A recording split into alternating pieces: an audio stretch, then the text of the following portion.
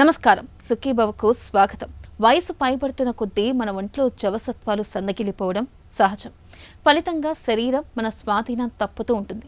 ముఖ్యంగా మలి వయసులో వణుకుడు అనేది ఒక పెద్ద సమస్యగా మారిపోతుంది. తన ప్రమేయం లేకుండానే తలంతా ఊగిపోతూ ఉంటుంది. చేతులు అదే పనిగా వణికిపోతూ ఉంటాయి. చేతుల్లో దేన్ని స్థిరంగా పట్టుకోలేకపోతూ ఉంటారు. ఈ రకమైన వణుకుడును డాక్టర్లు పార్కిన్సన్ వ్యాధిగా పిలుస్తారు. జీవితపు ఆఖరి దశను దుర్భరంగా మార్చే వణుకుడు వ్యాధికి ఇవాళ ఆధునిక వైద్యంలో చక్కటి మందులతో పాటు Botox, laser, deep brain stimulation వంటి సరికొత్త చికిత్సలు మనకు అందుబాటులో ఉన్నాయి. వణుకుడు వ్యాధికి కారణాలు, పరిష్కార మార్గాల గురించి ఇప్పుడు తెలుసుకుందాం.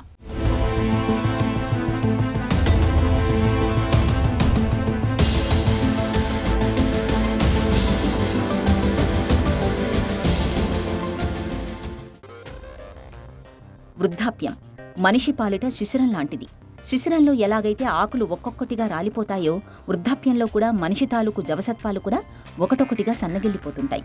వృద్ధాప్యం మీద పడగానే కంటిచూపు మందగించడం, వినికిడి సన్నగిల్లడం, కదలికలు తగ్గిపోవడం, ఒంట్లో శక్తి క్షీణించడం, హై బీపీ, షుగర్, కీళ్ల నొప్పులు, ఇలా అనేక మార్పులు వయసుతో పాటే వచ్చి పడుతుంటాయి. అయితే నిత్యం మందులు మింగుతూ ఆరోగ్యకరమైన జీవన సరళిని అనుసరించడం ద్వారా ఈ మొండి జబ్బులతో చాలా వరకు మలి వయసు జీవనాన్ని హాయిగానే గడిపేయొచ్చు. కానీ కొన్ని రకాల జబ్బులు మాత్రం వృద్ధాప్యాన్ని మరీ దుర్భరంగా మార్చేస్తుంటాయి. పార్కిన్సన్ వ్యాధి అలాంటిదే. దీన్నే వాడుకలో వణుకుడు వ్యాధి అని పిలుస్తాం. ఈ జబ్బు బారిన పడ్డప్పుడు విశ్రాంతి సమయాల్లోనూ ఒళ్లంతా ఒకటే వణికిపోతూ ఉంటుంది. చేతులతో దేన్ని కుదురుగా పట్టుకోలేకపోతుంటారు. చొక్కా బొత్తాలు పెట్టుకోలేరు. కాఫీ కప్పును పట్టుకోలేరు. చేత్తో పెన్ను పట్టుకుని రాయడం అంటే ఒక యజ్ఞమే. వయసుతో పాటు మెదడులోని నాడీ కణజాలం, న్యూరాన్ల వ్యవస్థ క్షీణించిపోవడంతో వణుకుడు వ్యాధి మొదలవుతుందని చెబుతారు నిపుణులు. పార్కిన్సోనిజం అనేది నరాలకు సంబంధించిన వ్యాధి, నాడీ వ్యవస్థకు సంబంధించిన వ్యాధి. సో ఇది ముఖ్యంగా ఈ ప్రాబ్లం వచ్చిన వాళ్ళకి డోపమైన్ అనే న్యూరో ట్రాన్స్మిటర్ మనకి చాలా అవసరం. ఆ న్యూరో ట్రాన్స్మిటర్ మనిషి యొక్క కదలికలకి ఉపయోగపడుతుంది. పార్కిన్సోనిజంలో ఈ న్యూరో ట్రాన్స్మిటర్ డోపమైన్ ఎఫెక్ట్ అవటం వలన మనిషికి కదలికల మీద ప్రభావం చూపిస్తుంది. అలాగే ముఖ కవళికలు, చురుకుదనం మీద కూడా ప్రభావం చూపిస్తుంది. ముఖ్యంగా ఈ పార్కిన్సోనిజము కొంతమందికి చిన్న వయసులో కూడా రావచ్చు, కానీ ముఖ్యంగా వయసు పెరిగే కొద్దికి ఈ వ్యాధిని పడే వాళ్ళని మనం చూస్తూ ఉంటాం. ఈ పార్కిన్సోనిజం పేషెంట్స్లో ముఖ్యంగా చూస్తే 4 లక్షణాలు చాలా కామన్గా కనిపిస్తూ ఉంటాయి. ఒకటి వణుకు, అంటే ట్రెమర్స్ అంటాం మనం. ఈ ట్రెమర్స్ అనేది ఏంటంటే వీళ్ళకి రెస్ట్లో ఉంటాయి. ఏదైనా వస్తువు పట్టుకున్నప్పుడు అంత ఉండకపోవచ్చు, అట్లీస్ట్ ప్రారంభ దశలో. తర్వాత చేతులు కాళ్ళు బిగుసుకోవటం, అంటే వీళ్ళకి మనం రిజిడిటీ అంటాం అన్నమాట. ఎగ్జామిన్ చేసినప్పుడు వీళ్ళకి ఈ రిజిడిటీ లాగా ఉంటుంది, అంటే చేతులు కాళ్ళు ఫ్రీగా మూవ్ అవ్వవు. అట్లాగే స్లోనెస్ ఉంటుంది, అంటే చాలా నిదానంగా నడుస్తారు. ఉదాహరణకు వాళ్ళ పనులు చేసేవన్నీ మనకు నిదానంగా కనపడుతూ ఉంటుంది. కొంతమంది కూర్చుని లేచి నుంచోటానికి టైం తీసుకుంటారు, నడవటానికి టైం తీసుకుంటారు, కొంతమంది పడిపోతూ ఉంటారు కూడా. మనం వీళ్ళకి చూస్తే కనుక ముఖ కవళిలో మార్పులు రావచ్చు.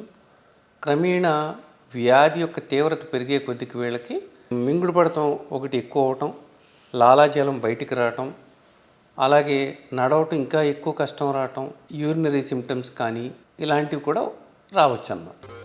మన మెదడు ఒక అద్భుత నిర్మాణం. దీనిలో కొన్ని వందల కోట్ల నాడీ కణాలుంటాయి. వీటిలో అన్ని పనులు చేయవు.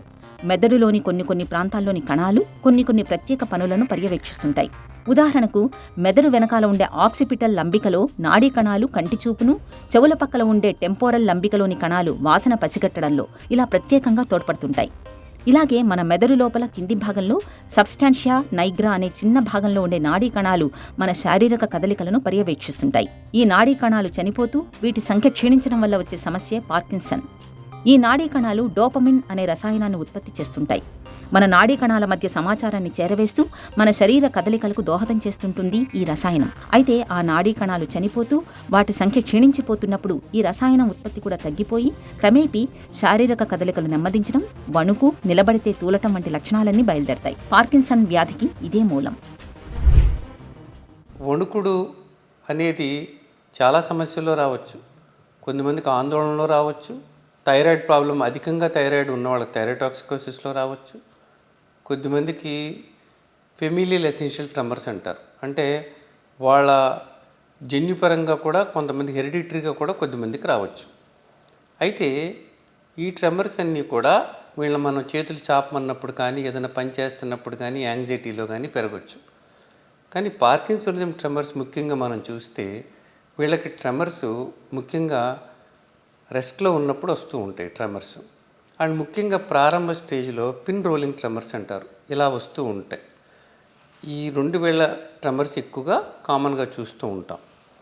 సో అందుకని మనం ఈ వణుకుడు వ్యాధి ఉన్నప్పుడు మిగతా లక్షణాలు కూడా చూడాలి. అంటే వణుకుడు ఎప్పుడు వస్తుంది, ఆందోళనలో మాత్రమే వస్తుందా అంటే పార్కిన్సోనిజం ట్రెమర్స్ కూడా ఆందోళనలో పెరగవచ్చు, కానీ మిగతా లక్షణాలు కూడా చూసుకోవాలి. అంటే ఈ ట్రెమర్స్తో పాటు ఏమన్నా రిజిడిటీ అంటే బిగుసుకోవటం లాంటిది, నిదానం అవటం లాంటిది, ముఖ కవళికలు ఏమన్నా ఎక్స్ప్రెషన్స్ తగ్గటం లాంటిది, నడిచేటప్పుడు కాలు చెయ్యి సరిగ్గా ఊగకుండా ఒక పక్కన స్లో అవటం, మనం ఒక పక్కన అయితే మామూలుగా ఫ్రీగా కదిలిస్తారు, ఇక్కడ కదిలించలేకపోవచ్చు.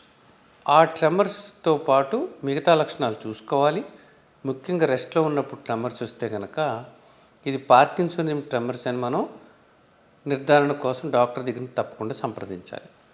అలాగే ఎవరైనా సరే ఈ ట్రెమర్ వచ్చినప్పుడు, ఒక వయసు దాటినప్పుడు, ఇలాంటి మిగతా సిమ్టమ్స్ వచ్చినప్పుడు తప్పకుండా ఇన్వెస్టిగేషన్ చేయించుకోవాల్సిన అవసరం ఉంటుందన్నమాట. దాన్ని నిర్ధారణ చేసుకోవటానికి మనం కొన్ని టెస్టులతో మనం నిర్ధారణ చేయొచ్చు. ఉదాహరణకి ఎంఆర్ఐ స్కాన్తో, పెట్ స్కాన్తో, అంటే ఎఫ్డోపా పెట్ స్కాన్ అని, ట్రోడాట్ స్కాన్ అని, ఎఫ్డీజీ బ్రెయిన్ పెట్ స్కాన్ అని, ఇలాంటి వాటితో మనం నిర్ధారణ చేసుకోవచ్చు. పార్కిన్సన్ జబ్బుకు మనం పంట పొలాల్లో వాడే రసాయనాలు, క్రిమి సంహారక మందులు కూడా కొంతమేరకు కారణమనే వాదన ఉంది. పెస్టిసైడ్స్ ప్రభావానికి లోనైన వారిలో వయసుతో పాటు వణుకుడు జబ్బు వచ్చే అవకాశాలు ఎక్కువగా ఉంటున్నట్లు అధ్యయనాలు చెబుతున్నాయి. వణుకుడు వ్యాధిలో మొదట్లో లక్షణాలు మెల్లగా మొదలై ఆపై తీవ్రంగా మారుతూ ఉంటాయి. పార్కిన్సన్ జబ్బుకు తొలి దశలోనే చికిత్స మొదలు పెడితే మంచి ఫలితం ఉంటుంది. వణుకుడు వ్యాధి గురించిన మరిన్ని వివరాలను ఇప్పుడు తెలుసుకుందాం.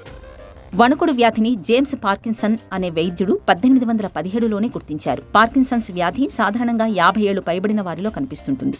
అరుదుగా యుక్త వయస్కుల్లో కూడా రావచ్చు. కొన్ని కుటుంబాలలో ఈ వ్యాధి వంశపారంపర్యంగా కనిపిస్తుంది.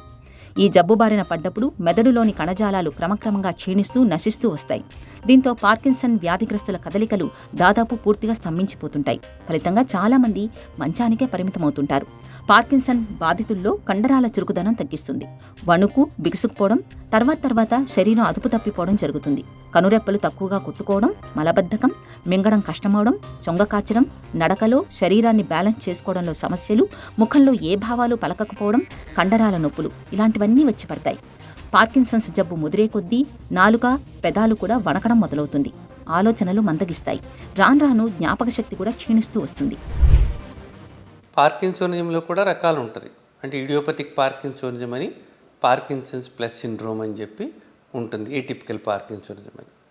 సో దీన్ని గుర్తించడం వలన వచ్చే ఉపయోగం ఏంటంటే కనుక మనకు అసలు వీళ్ళకి ట్యాబ్లెట్స్ ఎలా పనిచేస్తున్నాయి అనేది నిర్ధారణకు రావచ్చు. రెండోది పార్కిన్సన్స్ ప్లస్ సిండ్రోమ్ వాళ్ళకి, అంటే ఏటిపికల్ పార్కిన్సోనిజం వాళ్ళకి చాలా తొందరగా మందులు పనిచేయకుండా ఉండే అవకాశం ఉంటుంది. అట్ ద సేమ్ టైం వీళ్ళకి మనం వ్యాధి ముదిరే కొద్దికి వీళ్ళకి చాలా తొందరగా మతిమరుపు లాంటిది రావటం, పడిపోవటం, నిద్ర డిస్టర్బెన్సెస్ ఇవన్నీ ప్రారంభ స్టేజ్ నుంచో లేకపోతే మధ్యలోనో వస్తాయి.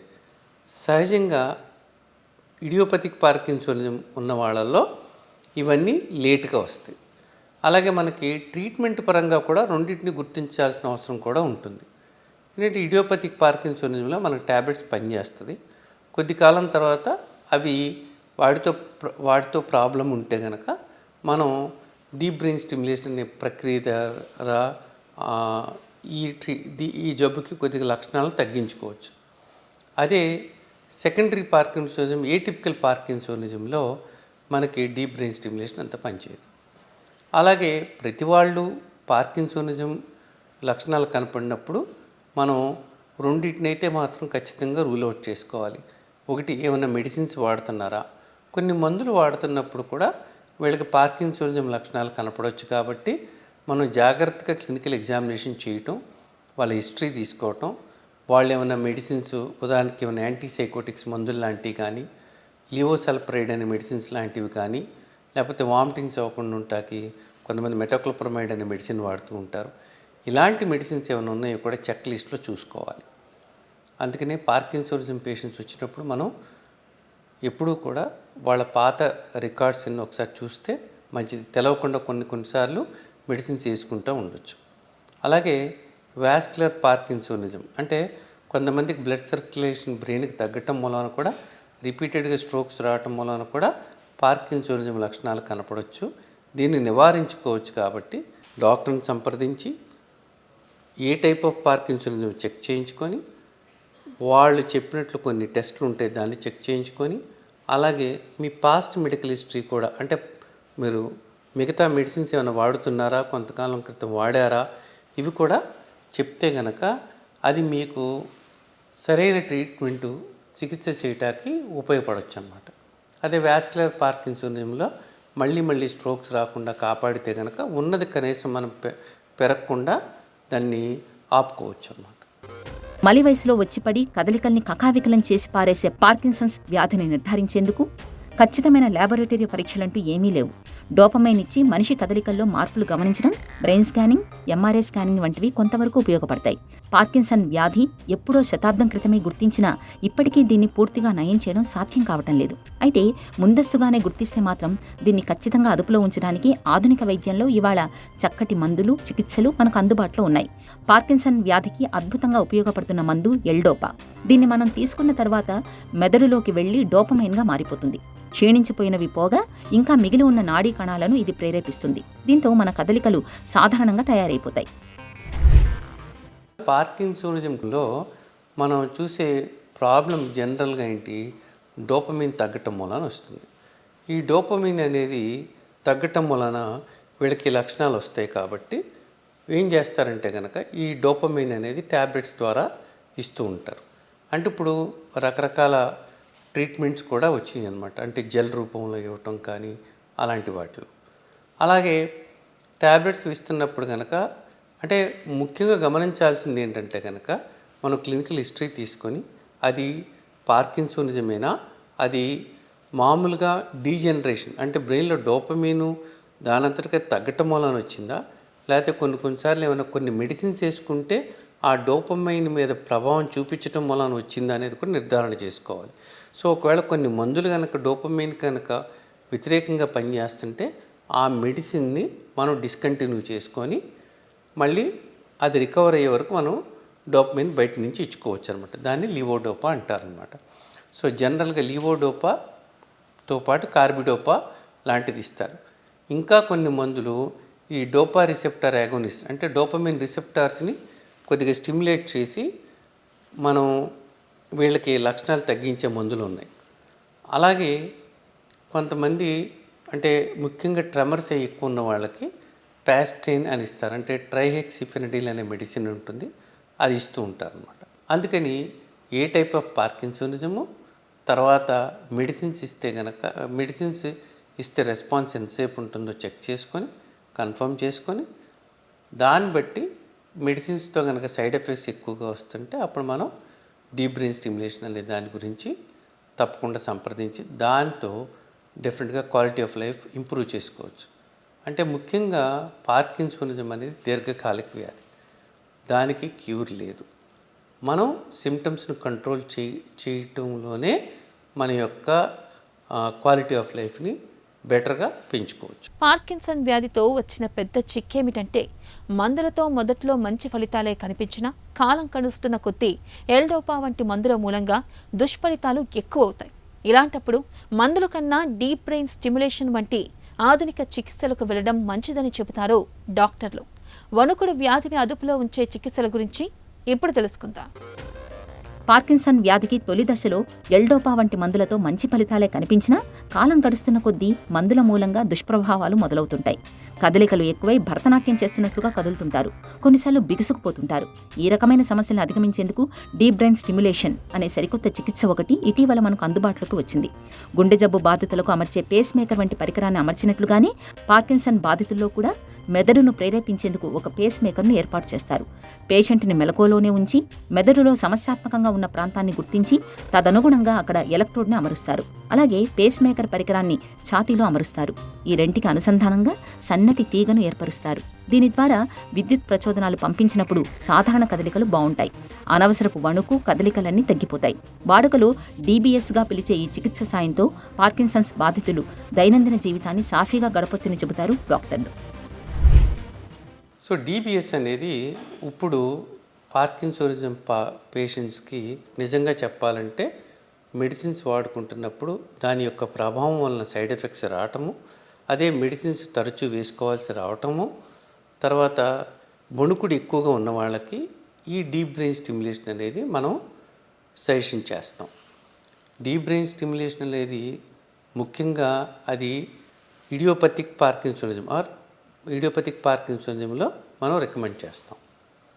అయితే డీప్ బ్రెయిన్ స్టిమ్యులేషన్లో ముఖ్యంగా జరుగుతున్నది ఏంటి, మనం బ్రెయిన్లో గ్లోబస్ ప్యాలిడస్ అని సబ్థాల్మిక్ న్యూక్లియస్ అని ఆ ఏరియాస్లో మనం ఎలక్ట్రోడ్స్ పెట్టి ఆ వైర్లు కిందకి తీసుకొచ్చి మన చెస్ట్ దగ్గర మన హార్ట్కి అయితే గుండె కొట్టుకునే విధానంలో పేస్ మేకర్ ఎలా ఉంటుందో అలాంటి మిషను మన ఛాతీలో పెడతారు.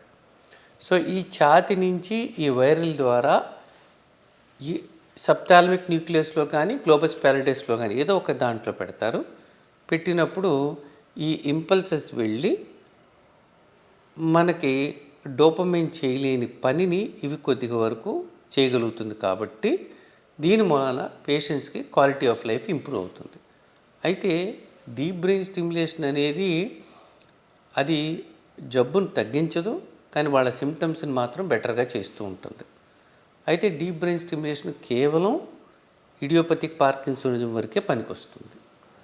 అయితే ఎప్పుడు దాన్ని ప్రిఫర్ చేస్తారు అంటే పార్కిన్సోనిజం వ్యాధిని పడిన వాళ్ళు మెడిసిన్స్తో బాగానే రెస్పాన్స్ వచ్చి ఒక 4-5 ఏళ్ల తర్వాత ఈ మెడిసిన్స్ మూలాన సైడ్ ఎఫెక్ట్స్ అంటే వేసుకుంటే ఎక్కువగా మూమెంట్స్ రావటం లాంటివి ఉండటం, లేకపోతే ఎక్కువసార్లు వేసుకోవాల్సిన రావటం ఇలాంటివి ఉన్నప్పుడు డాక్టర్ని సంప్రదించి వాళ్ళు ఈ పేషెంటు మెయిన్గా ప్రైమరీ పార్కిన్సోనిజమేనా లేకపోతే ఏటిపికల్ పార్కిన్సోనిజం అని నిర్ధారణ చేసుకొని దానికి తగ్గట్టు ప్లాన్ చేసుకొని డీప్ బ్రెయిన్ స్టిమ్యులేషన్కి మనం ప్లాన్ చేసుకోవచ్చు.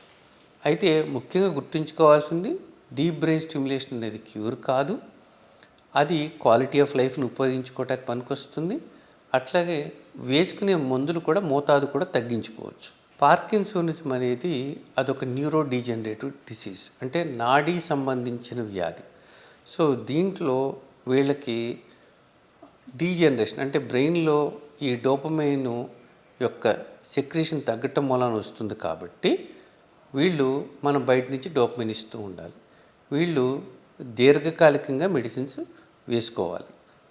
అయితే కొన్నిసార్లు అంటే ఉదాహరణకి కొన్ని మందులు వేసుకుంటాం వలన వచ్చే పార్కిన్సోనిజము అంటే లైక్ లివోసల్ప్రైడ్ అనే మెడికేషను, లేకపోతే వామిటింగ్స్ అవ్వకుండా వాడే మెటోక్లోప్రమైడ్ అనే మెడిసిను, లేకపోతే కొన్ని సైకాట్రీ మందులు ఉంటాయి, యాంటీసైకోటిక్స్ మందులు. ఇలాంటి మందులు వేసుకున్నప్పుడు వచ్చిన వాళ్ళకి మాత్రం అది ఆ మెడిసిన్స్ ఆపంగానే వీళ్ళకి కొద్ది కాలానికి నార్మల్ అయ్యే అవకాశాలు ఎక్కువగా ఉంటాయి అన్నమాట చాలామంది. వణుకుడు జబ్బుకి చికిత్స అందకపోతే వ్యాధి ముదిరిపోయి పేషెంట్ పూర్తిగా అశక్తుడైపోతాడు. కాబట్టి పార్కిన్సన్ వ్యాధికి సకాలంలో చికిత్స అందేలా చూడాలి. తొలి దశలోనే మందులు మొదలు పెడితే వణుకుడు జబ్బు చాలా వరకు అదుపులోకి వచ్చేస్తుంది. వణుకుడు సమస్య మరీ తీవ్రంగా ఉన్నప్పుడు డీప్ బ్రెయిన్ స్టిమ్యులేషన్ సర్జరీకి వెళ్లడం మేలు. అయితే పార్కిన్సన్స్ జబ్బు పూర్తిగా మాయం కాదని గుర్తుంచుకోవాలి. జబ్బు ఎప్పుడైనా తీవ్రమయ్యే అవకాశం ఉంటుంది. కాబట్టి బాధితులు తమ జీవనశైలి, అలవాట్లు, ఇతరత్రా విషయాలలో ప్రత్యేకంగా జాగ్రత్తలు తీసుకోవాలి. ఇంట్లో నడిచేందుకు, పడిపోకుండా ఉండేందుకు ఇంట్లోనూ బాత్రూంలోనూ తగిన మార్పులు చేసుకోవాలి. పార్కిన్సన్స్ వ్యాధిగ్రస్తులు మానసికంగా కుంగిపోకుండా కుటుంబ సభ్యులు చూసుకోవాలి. తరచూ వారితో మాట్లాడుతూ ఉండాలి. నెలకు 1-2 సార్లు ఆ వ్యక్తి పాత స్నేహితులు, బంధువులు కలిసేలా చూడండి. వారి పనులు వారే చేసుకునేలా ప్రోత్సహిస్తుండాలి. చిన్న చిన్న వ్యాయామాలు చేయించాలి. వాకింగ్, తేలికపాటి బరువులు ఎత్తడం, బ్రీతింగ్ ఎక్సర్సైజులు చేయిస్తుండాలి. ఈ జాగ్రత్తలు పార్కిన్సన్స్ బాధితుల జీవనం సాఫీగా సాగడానికి ఎంతగానో ఉపకరిస్తాయి. వణుకుల వ్యాధి తీవ్రమైన సమస్యే కావచ్చు, కానీ తొలి దశలోనే చికిత్స మొదలుపెట్టి ఎల్డోపా వంటి మందులు వాడుతుంటే పార్కిన్సన్ జబ్బు చక్కగా అదుపులో ఉంటుంది. వణుకుల లక్షణాలు మరీ తీవ్రంగా ఉన్నప్పుడు డీప్ బ్రెయిన్ స్టిమ్యులేషన్ వంటి ఆధునిక చికిత్సలు సైతం ఇవాళ మనకు అందుబాటులో ఉన్నాయి.